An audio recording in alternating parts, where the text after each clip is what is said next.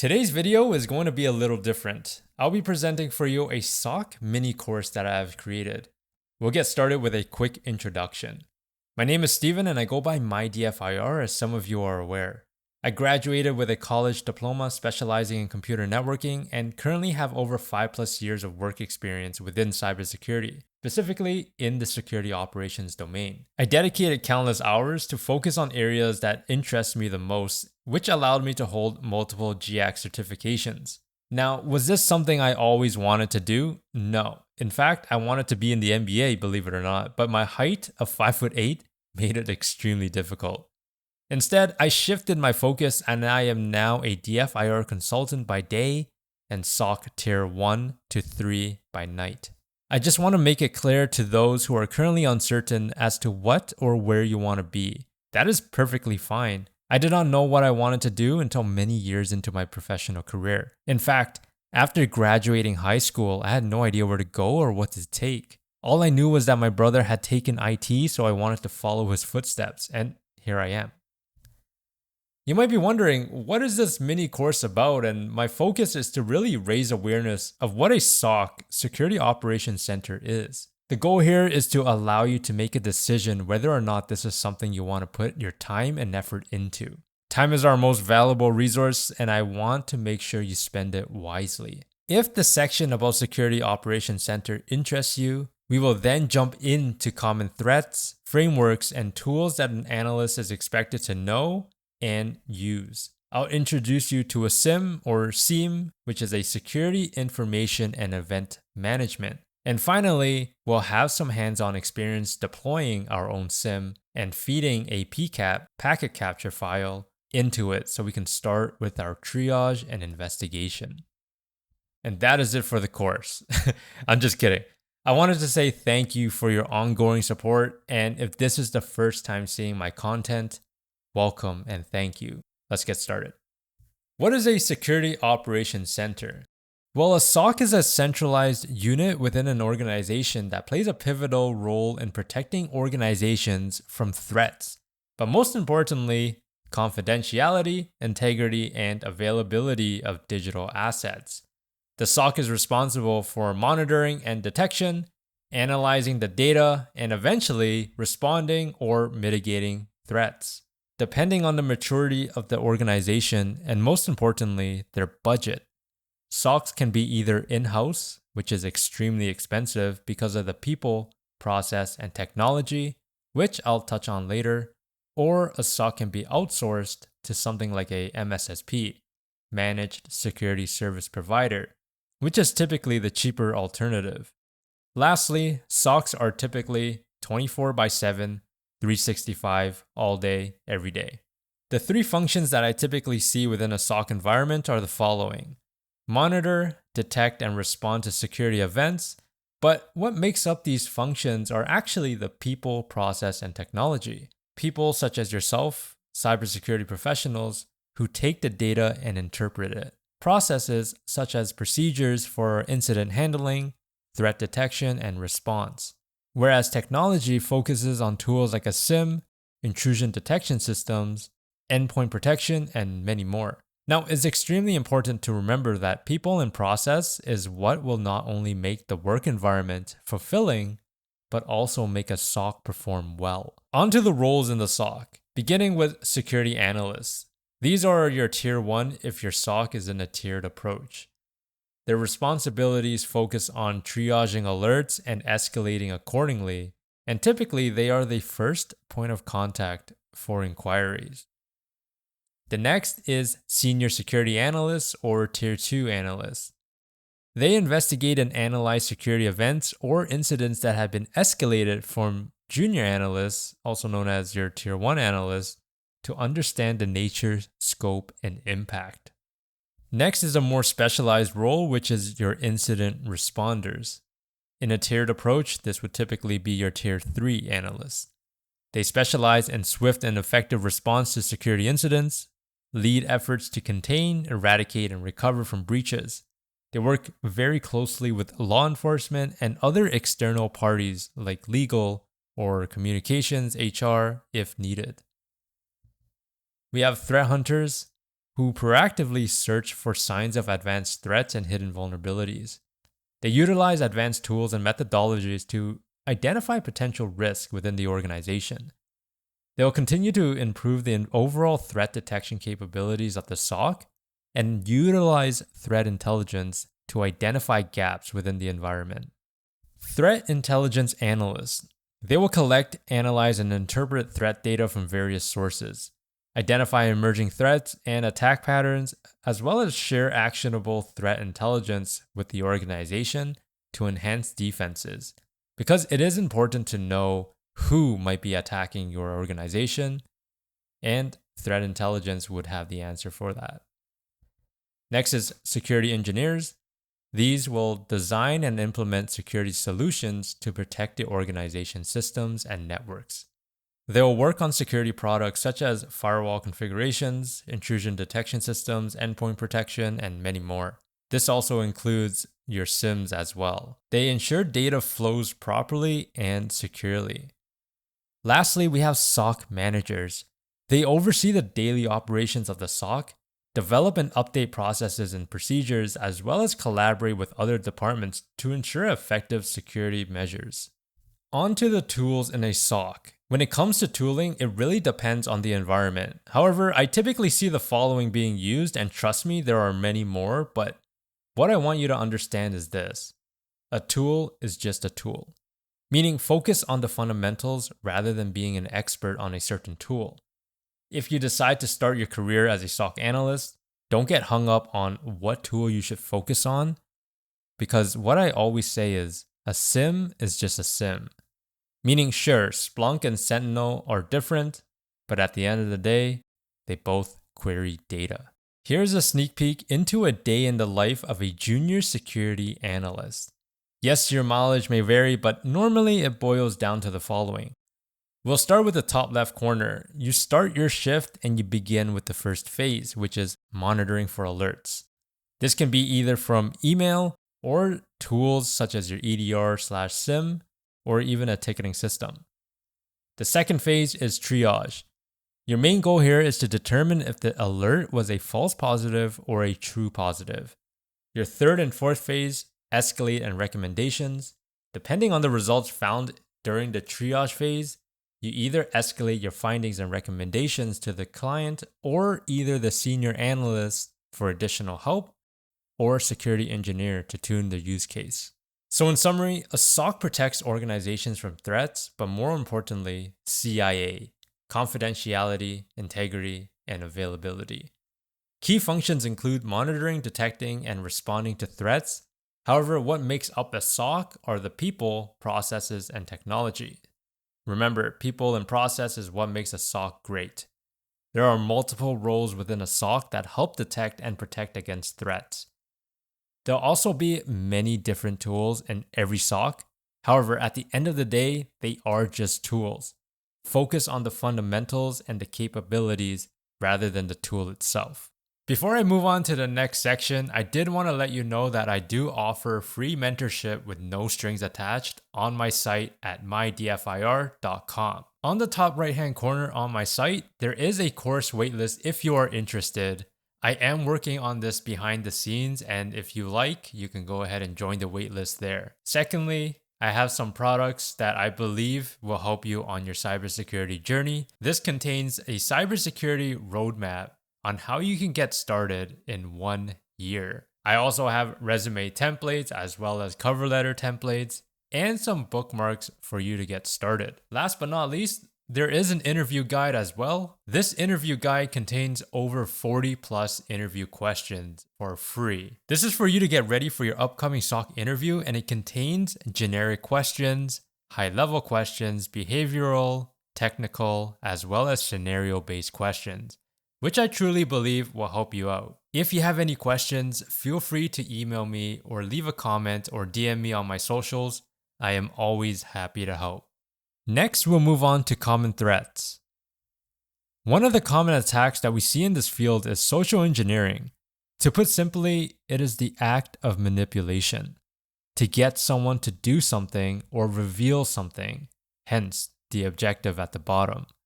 There are many different ways a user with malicious intent can perform a social engineering attack. However, the most common one is phishing, a deceiving email with a sense of urgency, or vishing, a phone call claiming to be someone important. I also put in quishing in the funnel because it is becoming more popular and a pain to deal with. But essentially, it is phishing with a QR code.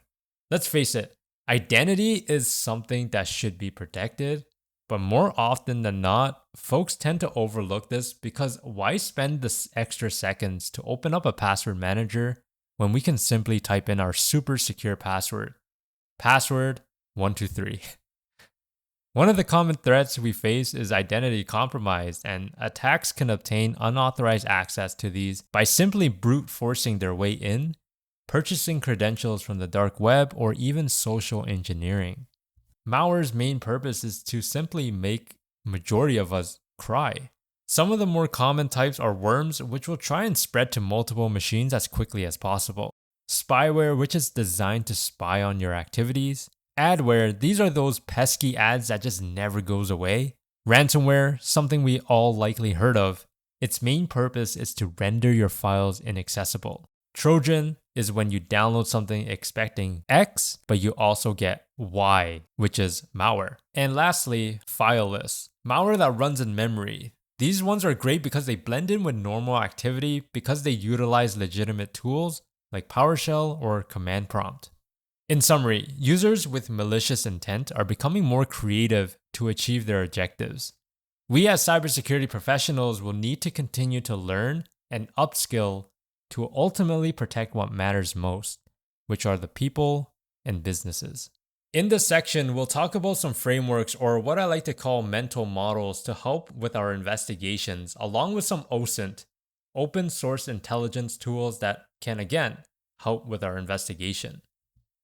We'll begin with the NIST IR lifecycle. We'll essentially have 4 phases.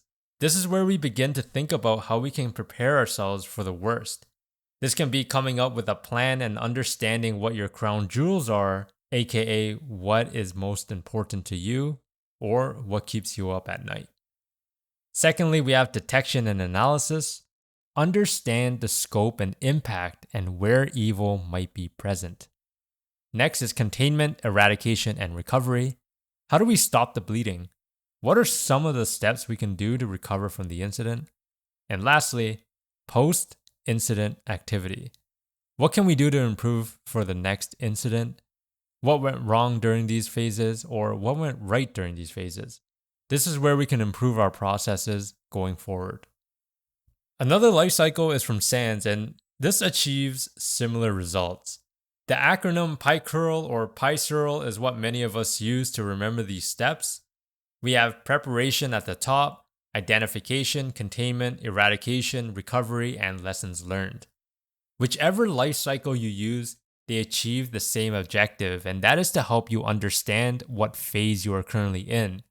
And it will help you navigate your way from start to finish during an incident. But now you might ask, how do we keep track or follow the footsteps of an attacker? One of the ways that we can follow our attacker is by using Lockheed Martin kill chain. This kill chain provides us with a list of phases that an attacker will typically go through. From the top, we have reconnaissance, and that is when an attacker is probing everything about your company and trying to understand it better than the company. Next is weaponization, where the attacker will begin crafting up their exploit of choice. Delivery is the channel or delivery method that they use to deliver the exploit. Exploitation will occur when the attacker's exploit takes advantage of a vulnerability. Installation is the act of installing malware onto an asset. Command and control will call back to the attacker's infrastructure and wait for additional commands. Lastly, actions on objective is the attacker's main goal, the reason why they targeted you. Another great framework is the MITRE ATT&CK framework.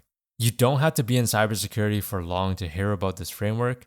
It is quite popular and is widely used in our industry to map out what are called tactics, techniques, and procedures, aka TCPs. At the top, you have what are called tactics. Similar to the kill chain, these are typically the phases an attacker would go through or accomplish.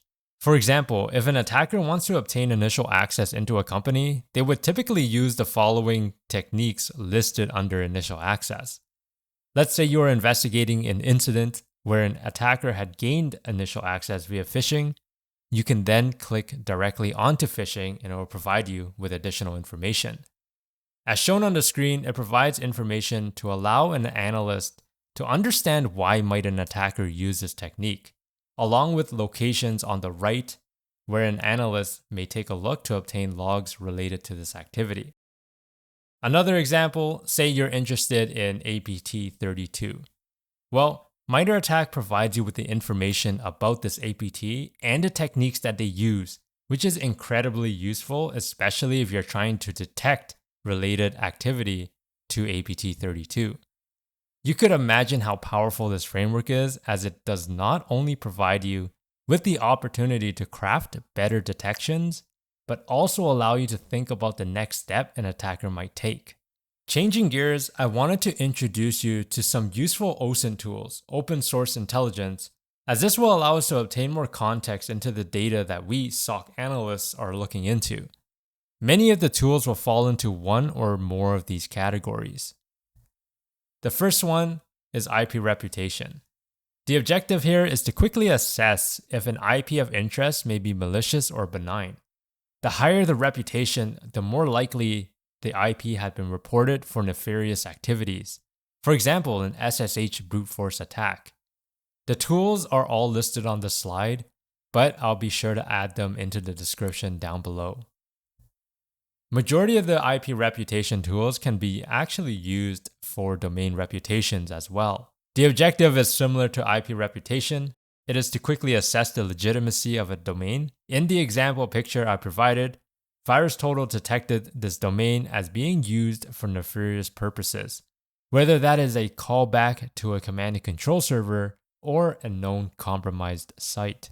Next, we have file reputation. The objective is to not only quickly assess if a file had been classified as malicious or benign, but to also understand its behavior. The reason we want to understand its behavior is because these reputation sites, such as VirusTotal, might report a 0 out of 72 for a file. Now, does that mean it is safe or legitimate? Definitely not. It means that out of those 72 antivirus scanners, none of them detected any suspicious signatures in that file. You might ask, what if the signature were out of date? Or maybe if the particular file had some sort of zero-day exploit built into it? Something to keep in mind. The objective for threat intelligence is trying to understand a threat. What additional artifacts might they leave behind, or what is their behavior like? For example, say that your environment had been compromised and you found a malicious file that is known to be used by APT-XYZ. Looking into threat intelligence, you find out that APT-XYZ is known to create an account named helpdesk for persistence. Now you have a potential pivot opportunity in your investigation to look for an account that was recently created called helpdesk. This is a great segue into what is called the Pyramid of Pain, created by David Bianco. The Pyramid of Pain illustrates which IOCs, indicators of compromise, are easy to change when it comes to an attacker. For example, at the bottom, we have hash values, which is extremely trivial to change for an attacker. All they need to do is modify or add one character in a file and the entire hash is changed. Whereas an IP address or domain name gets slightly more difficult. Perhaps the attacker is using an exploit that has hard-coded IPs or domains to call back to. Changing this will be difficult if the attacker does not know how to code. Next is network and host artifacts, tools, and then finally TTPs. TTPs are at the top because this makes us who we are in a sense. If I were to ask you what your normal morning routine is, you might be able to provide me with the answer without a second thought, because it is something you do every day. Hence why a TTP, again, tactics, techniques, and procedure, is tough to change and listed at the top. Next is Introduction to Security Information and Event Management, a SIEM. What is a SIEM? Well, in short, a SIEM is a solution that allows an organization to consolidate and aggregate data into a centralized location. There are many SIEMs on the market, however, they all provide the following features listed here: log management, correlation and analytics, and ticketing and reporting. These are also the benefits of a SIEM, as this will allow an analyst to quickly query the data generated from various sources such as firewalls, servers, workstations, and other security products from a single location to quickly identify and contain security threats. I'll introduce you to SecurityOnion, which is an open source platform designed for network security monitoring and intrusion detection. It integrates various tools to provide a robust solution for analyzing network traffic, detecting threats, and responding to incidents. This is a free SIEM tool that we will spin up together in just a moment. Before we spin up SecurityOnion, I wanted to talk about some of the components of SecurityOnion so you can have a chance to play with it. Starting off with the network side of things, SecurityOnion uses Suricata for IDS, your intrusion detection system, Zeek as their protocol analyzer, and Stenographer for full packet capture. Onto endpoints, they use Elastic Agent and Elastic Fleet to manage the agents in a central location. They also use OS Query, which is quite nice. As for querying the logs and data ingestion, it all feeds into an ELK stack: Elastic, Logstash, and Kibana. With that being said, let's move on to our hands-on lab, which will implement SecurityOnion. To get started with SecurityOnion, we'll head over to their GitHub page, which I will link in the description below. We want to go over to the releases section and then download the ISO image. From here, there is a link to download the ISO, which is this one right here. And at the bottom, after downloading the ISO image, verify the hash just to make sure it had not been tampered with. While SecurityOnion is being downloaded, we can start downloading VirtualBox to allow us to load up the ISO image and then begin our installation once SecurityOnion had been downloaded and verified. To download VirtualBox, we just head over to their site, virtualbox.org. And in the middle of the screen, there's a big button called Download VirtualBox. We'll go ahead and select that. Make sure you select the operating system of your choosing. Right now, I am on a Windows host, so I will select Windows host. Once VirtualBox had finished downloading, we can now open up PowerShell by clicking and holding Shift and right-click, select Open PowerShell window here. The reason why we're doing this is to verify the file hash of the downloaded VirtualBox. When we go back to the site, we can click on SHA-256 checksum. This will present us with a bunch of hashes, and the one that we're looking for and most interested in is this one right here. Now, if you downloaded one for Linux or OS X, then that's the one you will need to look for. Onto our PowerShell, we will type in get file hash, and then we'll type in our file name. So it was virtual, and because I'm lazy, I'll hit tab for auto completion and hit enter. By default, the hash will be calculated as SHA-256. In the beginning, I have 9769BA, and then at the end, I have 0A5DB7. We see at the back, 0A5DB7, and at the front, 9769BA. So we've confirmed that the hash matches, meaning that the integrity of the file had not been tampered with. We can go ahead and double click the setup file and get started with VirtualBox. When you double click the setup, you'll need to follow the prompts to get VirtualBox installed. So we'll select next. In this custom setup window, we'll be presented with a lot of options, and by default, they are all included. So I will keep it as default and hit next. This window is telling you that, hey, if you click on yes, your network adapters or network connection actually is going to be disconnected. This means that it's important to allow your SecurityOnion to finish downloading first.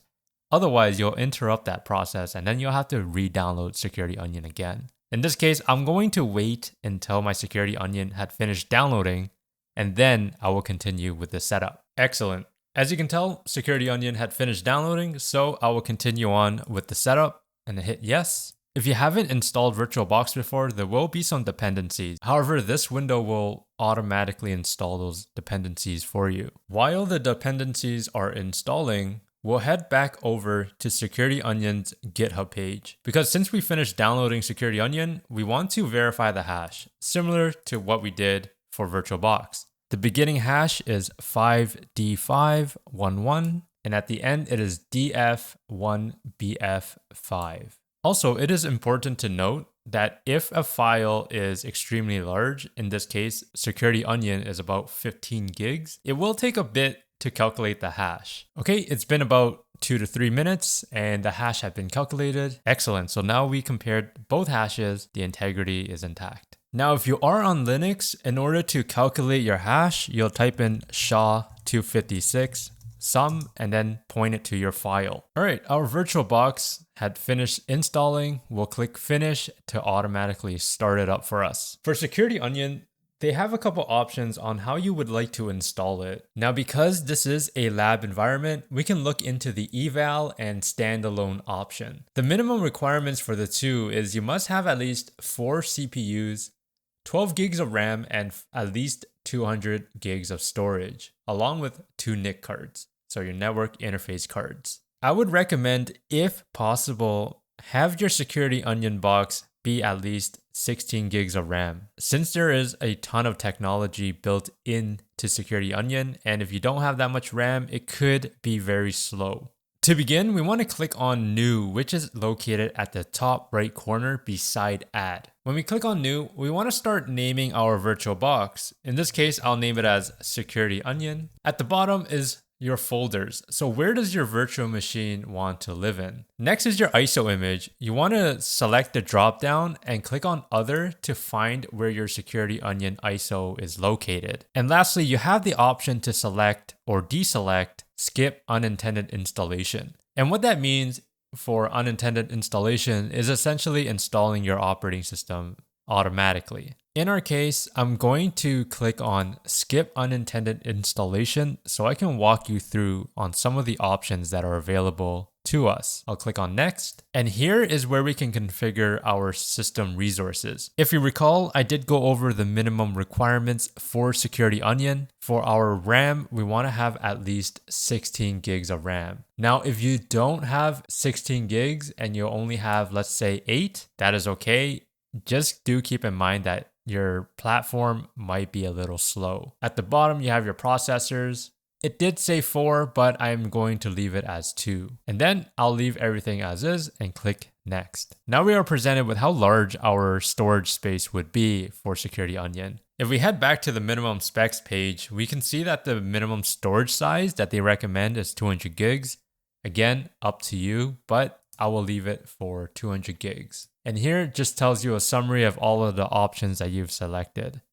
We can click Finish, and then we can power it on by clicking the Start button at the top right corner. When we power it on, we should see the screen here. It will ask you, do you wish to continue? Type the entire word yes to proceed. We want to set up an administrative name. So I will type in Bob and set a super secure password, and then just let it do its thing. All right, once the initial install had been completed, it'll ask you to hit enter to reboot. Once that's done, you'll be presented with a logon page. If you recall the username and password that you created earlier during the setup, that's the one you want to log in with. In my example, I created a username Bob, and then enter in your super secure password. Now you'll get presented with the setup. Would you like to continue? Yes. And then you're presented with 2 options. You can either install and that will start the installation, or you can configure some of the network settings. In our case, we'll select the install, and you're presented with a couple options. I'll quickly go through what these options mean. Starting with import, the very first one there. It's a single standalone box that runs just enough components to be able to import both PCAP and EVTX, so your Windows event logs. Next is the eval option. It's a little more complicated than import because it has a network interface dedicated to sniff live traffic from a tap or a span port. It also utilizes what is called FileBeat from Elastic, which collects the logs and sends them directly to Elasticsearch, where they'll be parsed and indexed. Next is standalone. Standalone is similar to evaluation. All of the components are on one box. However, instead of FileBeat sending it directly to Elasticsearch, it instead sends it to Logstash. This allows for more customization for your data. So you can parse and normalize it and then send it over to Elasticsearch. Next is distribution. This is a deployment that includes a manager node, one or more forward nodes running on a network sensor, and one or more search nodes running Elastic. These are for your production environments typically, where in the future, if you wanted to scale, this is the one you would select. In our case, I'm going to go with standalone, and it will provide you with some terms and agreements. We'll just type in agree. Onto your network settings, how should this node be installed? Should it have internet access, or do you want it to be air-gapped? Meaning this will not have internet access. I'll keep it with internet access for now, and then the hostname you would like to set, SecurityOnion is fine. This is important if you wanted to set it up in a distributed environment, likely in production environments. But again, because we are setting up in a lab environment, the default hostname is fine. The reason being is because if you set it up in a distributed environment, there are chances for your hostname to conflict, especially if you're using the default hostname of SecurityOnion. I'll click on use anyway, and then we can type a short description if you like, but I'll leave it blank. Select the network interface card that you have. In my case, I only have one, so I'll just select this one. And then setting up a static IP. I highly recommend setting up a static IP. However, again, because we're in a test environment, you can set either or, but I will select a static IP. We do need to make sure that we specify the subnet mask. So in my case, it is using a /24, and then the gateway IP, and you have the option to set your DNS servers. I'll use the default, which is Google's DNS. Next, it asks me, how would you like to connect to the internet? I'll connect via direct. I don't have a proxy in front of this. Do you want to keep the default Docker IP range?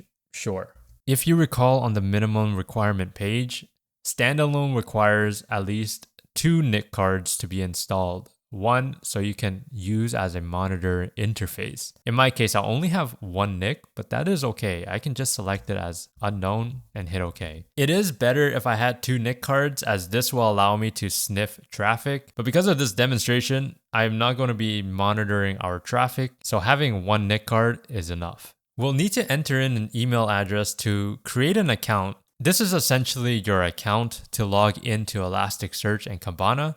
However, it doesn't need to be a valid email address, especially, again, because it is a lab environment.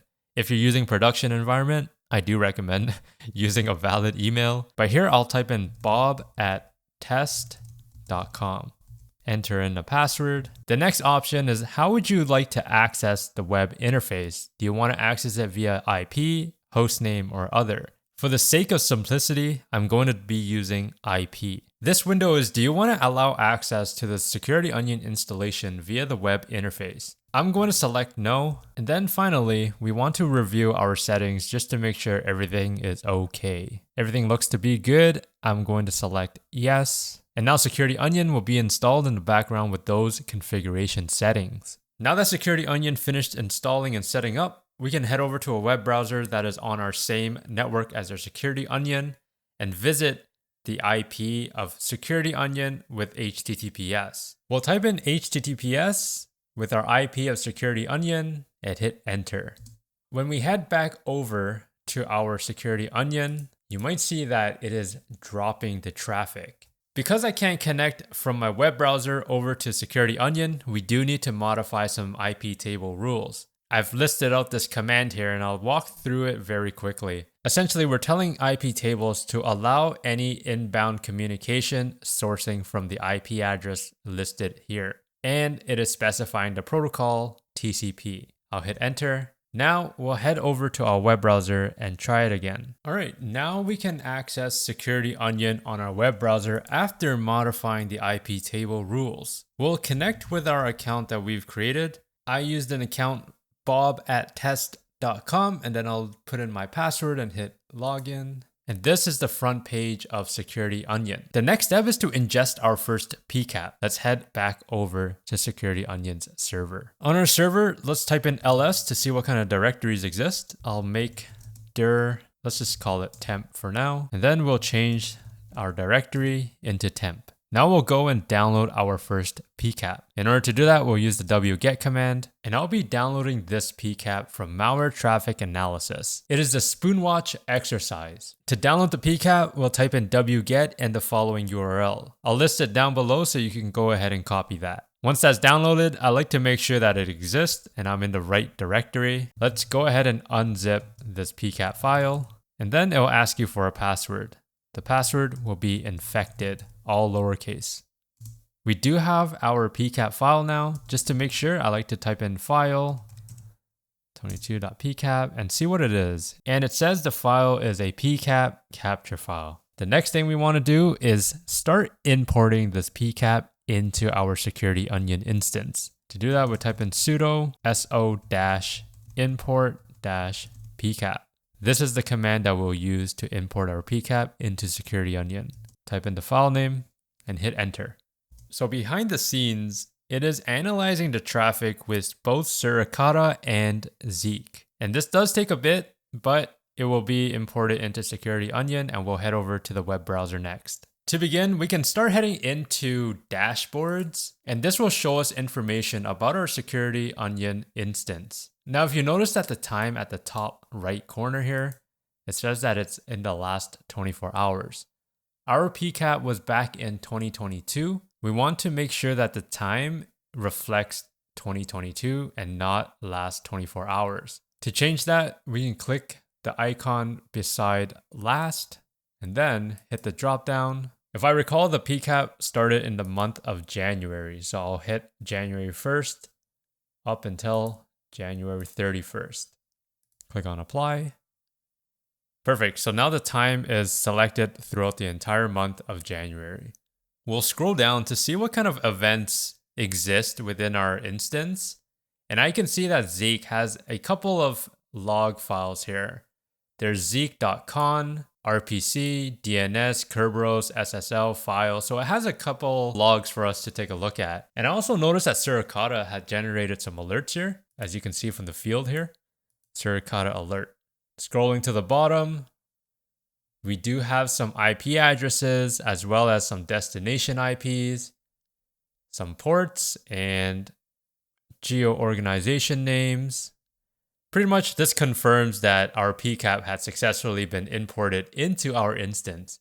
And hey, take a look at this. At the bottom, we have a signature, hunting suspicious zipped file named an outbound post request. And at the bottom, malware. Nice. It seems to be it's a stealer of some sort. Right now, we don't have too much information, but we do know the traffic flow. Before we jump ahead, I wanted to talk about a typical SOC workflow that you might expect to see in a lot of SOCs. And essentially, it's the process of receiving an alert and assigning that alert to an analyst. For this example, let's head over to the alerts on the left-hand side there. And again, look at the time.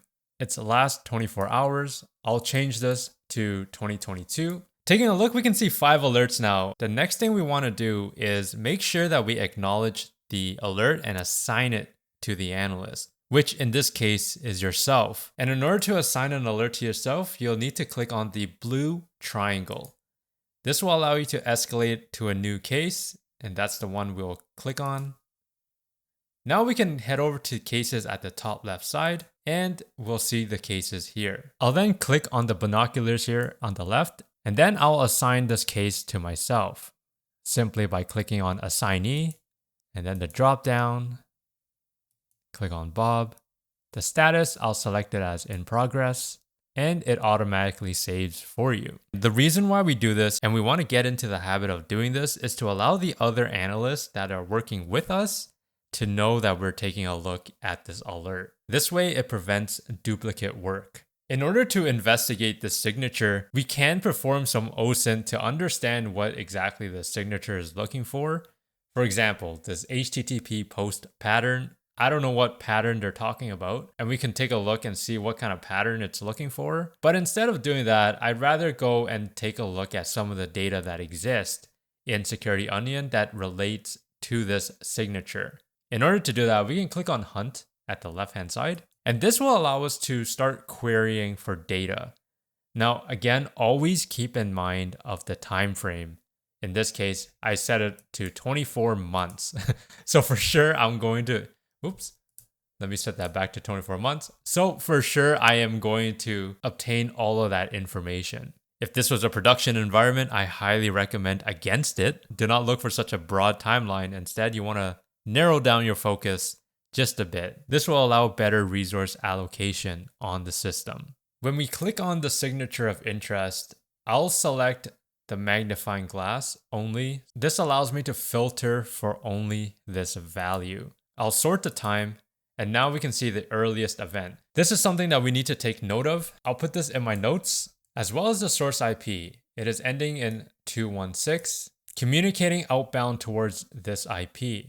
Again, I'll keep note of all of these. We can take a look at some of the OSINT tools. In this case, I used Abuse IPDB to take a look at the reputation score of this IP. Now, it's been reported 6 times, and we can see that it's coming from a country in the Netherlands. Now, if we were to scroll down and take a look, why was it being reported? There were a couple SMTP blocks, has been banned for spam. So we know that this IP was used for nefarious purposes once upon a time. And if we take a look at virus total, reported as malware, go into details, we could see that it had been listed under Malware Bazaar, which is a database full of malware. If we scroll to the right, we notice that there's also what is called a network community ID. This ID will allow us to correlate events between Suricata and Zeek itself.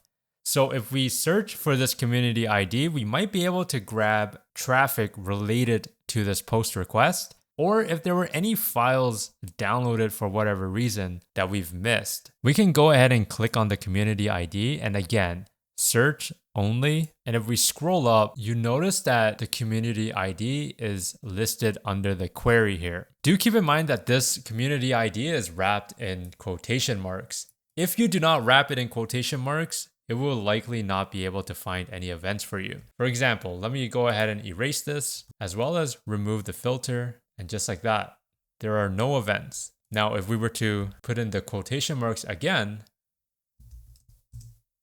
and now there are events. The reason why we put things in quotation marks is to allow any special characters to be read as a string. All right, let's go down to the events. And again, let's sort the time just to make sure we get the earliest at the top. It is extremely important to create a timeline whenever you're doing an investigation. Because if you don't do a timeline and you're focusing on a single artifact, in my case, if we were to focus on that single alert, that's not good enough. We need to paint a story, and in order to do that, we need to create a timeline, as this will illustrate exactly what happened during that time. I do want to mention as well, whenever you are performing an investigation, not only you do a timeline, but also keep the following 5 questions in mind. Who, what, when, where, and why. Sometimes how, as this will allow you to ask investigative questions to hopefully answer those 5 W's. Simply searching the community ID, it provided me with a bunch of different rule names. We see that there's 4 alerts related to this community ID. And on the left, you can see a count.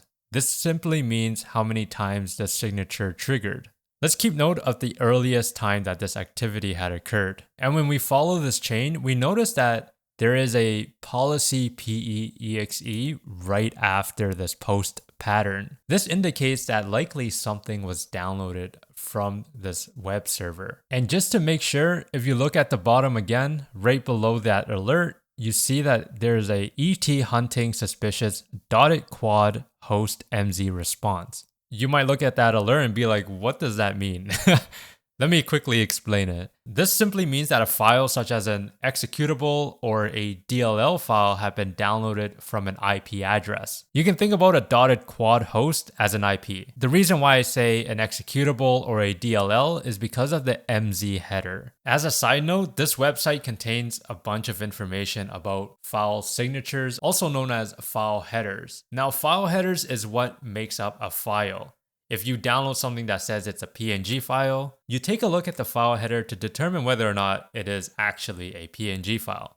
Let me give you an example. If you were to open up a PNG file in a hex editor, you would expect to see the following bytes. And if this matches, then you can safely say that that is likely a PNG file. Now, if I search up the following header, the MZ header, you can see that the following beginning bytes is 4D5A. Now, what kind of files have this file signature or file header? Some of them include a .com, .dll, .drv, .exe, and many more. This is why I mentioned when you're looking at the signature, it is likely that either a exe, an executable, or a DLL file was downloaded because it did mention MZ response. To give you Wikipedia's definition here, file signatures is used to identify or verify the content of a file. These are also known as magic numbers or magic bytes. Heading back to our SecurityOnion, we can expand the signature to obtain additional information. Now, if you scroll down,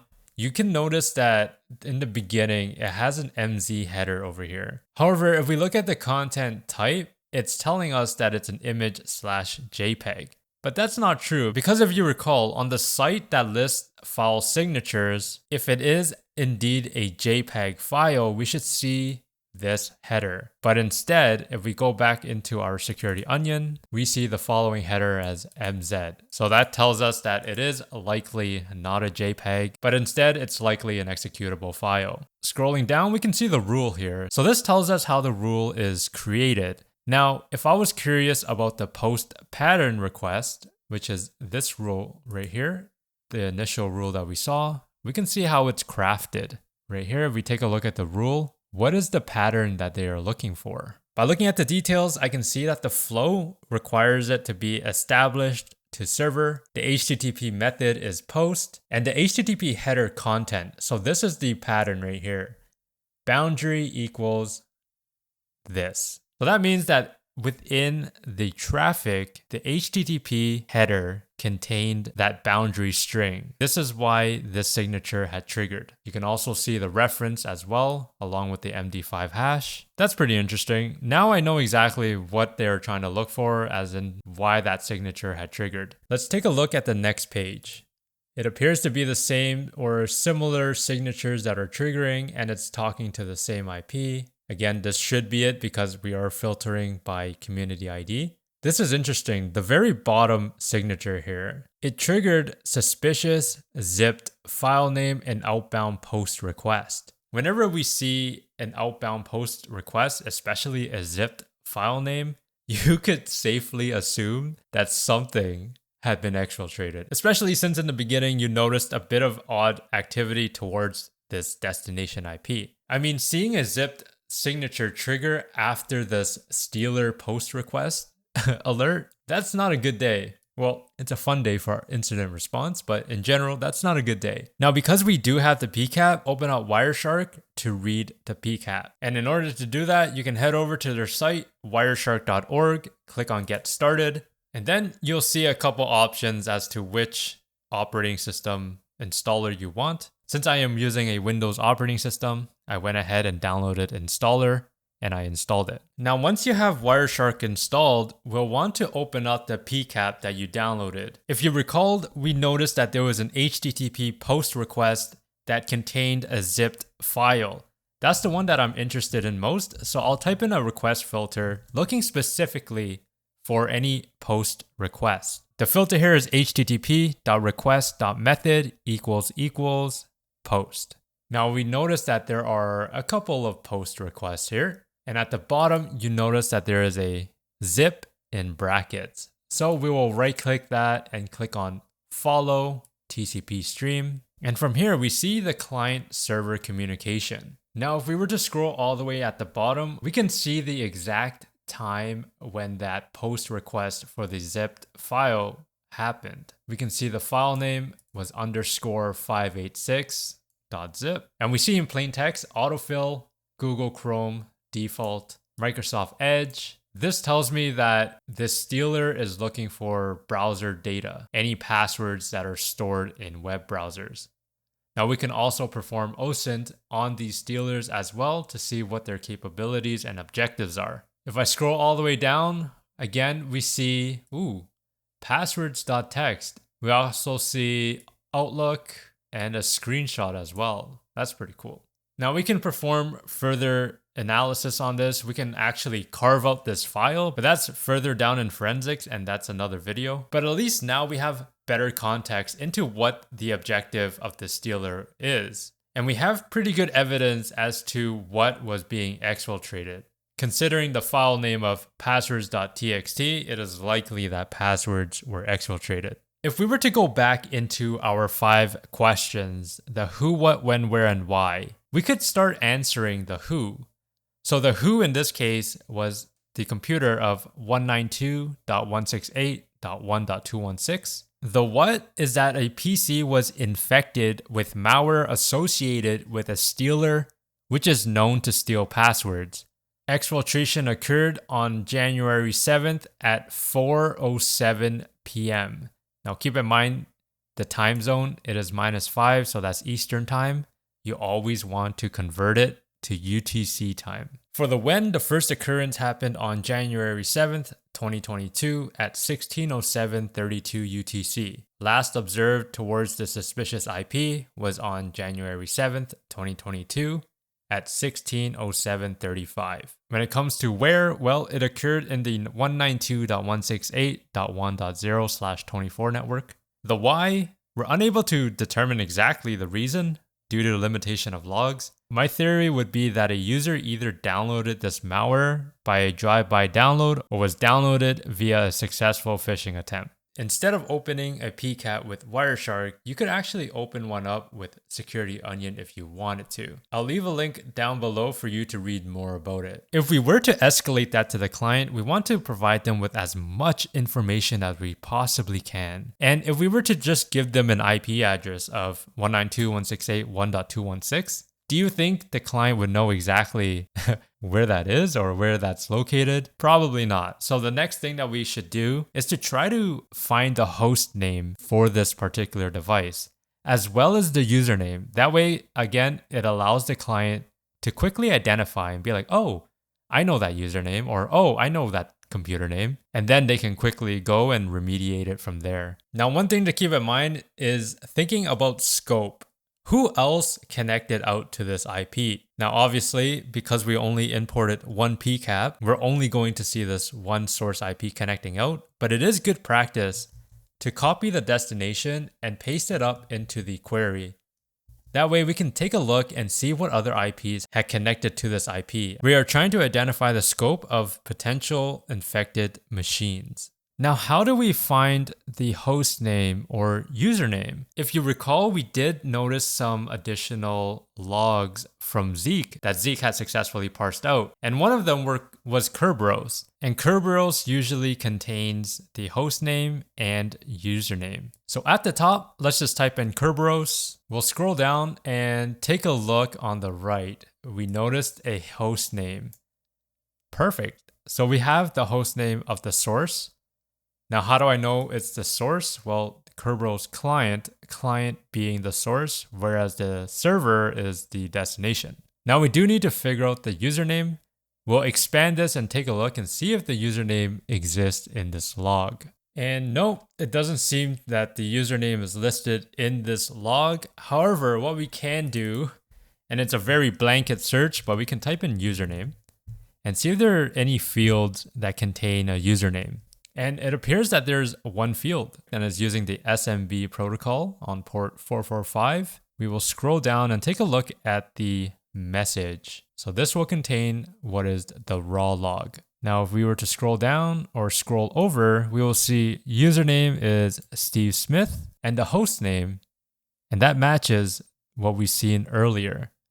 Perfect. So now we have both the host name and username. Now that we have a lot more information regarding the signature, we can go back into our cases and start updating it. For example, we can select the attachments, and if we were to extract the files from the PCAP, we can add it here. We could add observables. For example, the hash, you can insert the hash of the malware itself. That way other analysts can take a look and reference a similar ticket. We have enough information to escalate to the client. This is what my escalation will look like. On January 7th at 16:07:32 UTC, the asset 192.168.1.216 belonging to Steve Smith was seen reaching outbound to a suspicious IP 2.56.57.108, which is known to be used for nefarious purposes. Upon further investigation, it is highly likely that the asset is infected with the malware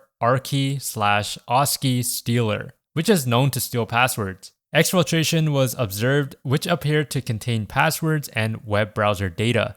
The last observed occurrence was on January 7th, 2022 at 16:07:35. We have searched across the environment and confirmed that this was the only asset that had reached out to this IP. As a side note, depending on the amount of access you have, typically, which is none unfortunately, you'll usually provide the next steps for the client. For example, recommendations. Immediately contain this asset to prevent further unauthorized activities. Force a password reset for the user Steve Smith, as password exfiltration had likely occurred, and ensure multi-factor authentication is enforced. Consider performing a forensic analysis to determine exactly what had happened and if additional data were exfiltrated. If deemed not necessary, re-image the asset. Although IPs are cycled often, due to this IP being reported as malicious and nefarious purposes, consider placing it in a rolling block list. After the escalation, you can head over to the case itself and then put in a note, escalate it to the client, and then perhaps attach the email or ticket number onto the attachment tab. We'll click on add, and now we have a comment. Perfect. There are other tools listed in SecurityOnion that I did not go over, such as Kibana, Elastic Fleet, OS Manager, and just a bunch. I do recommend you do take a look in SecurityOnion if you want to play around with these tools. That is it for the video, and I hope you enjoyed it. As a reminder, I am working on a full course behind the scenes that will include over 20 labs and multiple projects that you can put onto your resume. If you want to join the waitlist to be notified, sign up on my site at MyDFIR.com. Thank you for your ongoing support, and remember to stay curious and do things differently.